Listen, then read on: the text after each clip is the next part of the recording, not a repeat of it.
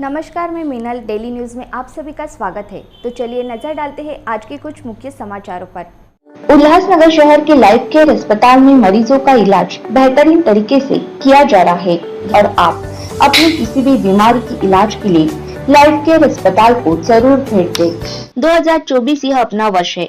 हमें फिर से अपनी सत्ता स्थापित करनी है। देश का यह वातावरण भयानक हो रहा है।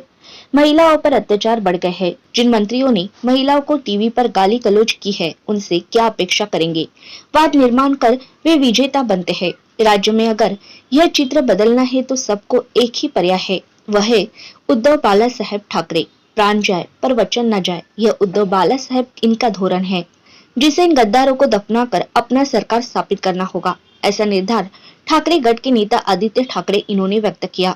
एरंडोल यहाँ पर महानिष्ठा महान्याय महाराष्ट्र मेलावा में बोलते वक्त आदित्य ठाकरे इन्होंने विविध मुद्दों पर स्पष्ट शब्दों में भाष्य कर सत्ताधिकारियों पर टीका शस्त्र छोड़ा। शरद पवार जिससे लड़ रहे हैं, शून्य से उन्होंने सरकार स्थापित की है। इन शब्दों में आदित्य ठाकरे इन्होंने हल्ला बोल किया। साहेबांचं या ठिकाणी निष्ठा यादा ही पूर्ण महाराष्ट्रभर सुरू आहे आणि त्याच निमित्ताने आपल्या सर्वांशी या ठिकाणी हितगुज करण्यासाठी आपली संवाद साधण्यासाठी या ठिकाणी आज आदित्य साहेब आपल्या राममध्ये उपस्थित आहेत। या ठिकाणी या सभेसाठी उपस्थित असलेले अरुणजी सरदेसाई साहेब, साईनाथजी साहेब, संजयजी सावंत साहेब, गुलाबराव वाघ साहेब, विष्णू भांडाळे या ठिकाणचे सर्व पदाधिकारी, सन्माननीय व्यासपीठ, खरं आम्ही या दिवसाची साहेब खऱ्या दिवसापासून वाट बघत होतो। कारण आपण जर येता बघितलं असेल तर जळगाव शहराची परिस्थिती असेल, जिल्ह्याची परिस्थिती असेल, ही कशा पद्धती झालेली आहे। ज्यांनी ज्यावेळेस सत्तेत होते सत्ताधारी त्यावेळेस त्यांनी बंपरबाजी केली। या जिल्ह्यामध्ये 3 मंत्री असताना देखील या ठिकाणी जिल्ह्याचा पायदा विकास झालेला नाहीये। या ठिकाणचा युवक आजही बेरोजगार आहे, आजही त्याच्या हाताला काम नाहीये। हे म्हणतात आमचं हिंदुत्व, पण खरं हिंदुत्व हे आमच्या साहेबांनी, उद्धव साहेबांनी सांगितलं, हाताला काम हेच आमचं हिंदुत्व। खरं तर या जळगाव शहरातला, या जिल्ह्यातला सर्व युवक आज बेरोजगार झालेला आहे। या ठिकाणी एमआयडीसी साहेब ती पूर्ण ओस पडलेली आहे। एमआयडीसीची डेव्हलपमेंट नाहीये, या ठिकाणच्या विकास कामाची डेव्हलपमेंट नाहीये। इथला शेतकरी त्रस्त आहे, इथला महिला त्रस्त आहे। प्रामुख्याने साहेब तुम्हाला सांगतो, या जिल्ह्यातल्या विद्यार्थी सुद्धा या त्यांच्या शैक्षणिक धोरणापासून वंचित आहेत। खरं तर साहेब आम्ही आपल्या माध्यमातून या राज्याचा, या राष्ट्राचं एक भविष्य बघतो आणि निश्चितच आम्हाला खात्री आहे की ती या रूपाने पूर्ण होणार आहे। साहेब मी आपल्याला या कार्यक्रमाच्या माध्यमातून एक शब्द देतो, आदित्य साहेब तुम संघर्ष करो, हम तुम्हारे साथ है। इतकं बोलून थांबतो। जय हिंद, जय महाराष्ट्र। धन्यवाद।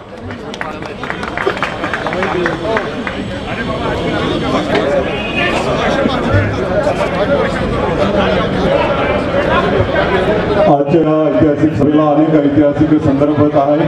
1980 साली हिंदू हृदय सम्राट बाळासाहेब ठाकरे यांची याच सभेत सभा झाली होती आणि आज माननीय आदित्य साहेब ठाकरे आज चौकामध्ये सभा घेत आहेत। यानंतर माननीय विष्णुभाऊ बंगाडे। माननीय आदित्य साहेबांचं मनपूर्वक जळगावात स्वागत करतो। आपली कुलदैवत आई तुळजाभवानी, छत्रपती शिवाजी महाराज, हिंदू हृदय सम्राट माननीय बाळासाहेब ठाकरे, आपले पक्ष प्रमुख उद्धवजी ठाकरे साहेब, युवा नेते आणि शिवसेने नेते मान्य आदित्य ठाकरे साहेब, आमचे संपर्क प्रमुख संजयजी सावंत साहेब, माननीय वरुण सरदेसाई साहेब सचिव, सन्माननीय व्यासपीठावर उपस्थित असलेले माझे सर्व सहकारी, सर्व नगरसेवक, जळगाव महानगरपालिकेचे जळगाव महानगर प्रमुख शरदबा तायडे, माजी महापौर जयसीताई महाजन, माजी उपमहापौर कुलभूषण पाटील, माझे सहकारी माननीय डॉक्टर माने, माननीय राजपूतजी, सन्माननीय व्यासपीठ, समोर उपस्थित असलेल्या सर्व शिवसैनिक माता बंधू आणि पत्रकार बंधू भगिनींनो, आपण ज्यांची आतुरतेने वाट बघत होतात, माननीय उद्धव ठाकरे साहेबांच्या मार्गदर्शनाखाली आदित्य पूर्ण महाराष्ट्रात झंझावत असा आपला हा चालू आहे।